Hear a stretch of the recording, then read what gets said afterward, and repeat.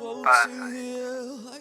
She was a genius, always feeling inadequate. My wish was that she surpassed everything in great understanding and wisdom. So she did, and she died. I was merely her teacher with outbursts of insanity and great truthful wrath, torn in pain, that she was tortured by our enemies, things.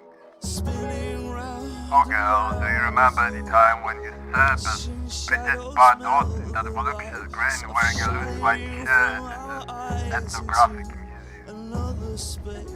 She was a poetess, a painter, a dancer, a magician, a healer. Her wonderful artisan's charms were perfected as I adored every creation of hers. As she slept, I was writing books for her, as a token of her loyalty and commitment. You remember, perhaps, I didn't tell you how my rave phantom hidden in shame in the corner of that flat that I climbed like a rusted Damascene knight of yours, was consoled by your silver blue soul. As if a hologram, as if telling me not to be me back then, when I wanted just to protect you from the evil fate of mine and its midwives that eventually destroyed us anyway. She was healing me with tears, sweat, and air, and I was fighting with madness. I paid with my blood and corrosion to black pyramid-headed brotherhood to release her shadow from the torment in tectonic walls. She was my Eurydice, but the story was the other way around. So I wished she may be complete and free while I was in prison.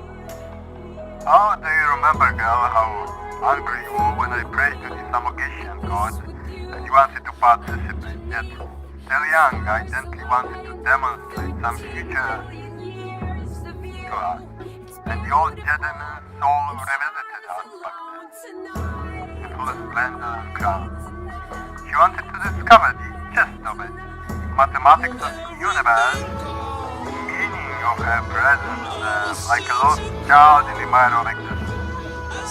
I was stunned at her wisdom, and goddesses and great instructors, she spoke with her most splendid mind and heart, as if prepared for that, and hence I became vegetable. Do you remember how in wrath and scorn I shouted on all the blood betrayals when Aurelius visited us, as you could your necromancy and open portals of many worlds to be?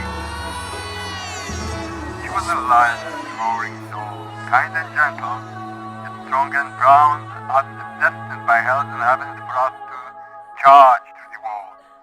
Yet I didn't save her crystal soul, remade it into emerald, scarlet sapphire that displays revisits me through other women's faces and silent gestures, as if reminding me of the return.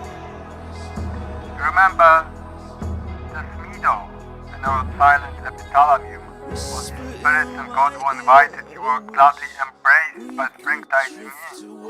She was a solitary citadel of nobility as the enemies degenerated her into a curiosity, falling apart on my very own eyes. As I was ordealed and tested for what crimes uncommitted, and she slipped away through her mind and heart the enemy's box when she was losing her will and strength.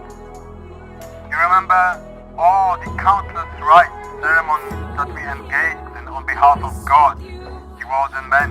It seemed them effectual, yet forgot it all, did he? She was, now she is perfected in divine fire, leaving veils for me to follow. Yet there is still that proud girl that perhaps doesn't remember anymore anything. Her mind and heart betrayed, but with lies and woe turned into her armor, and I wish to salute nevertheless.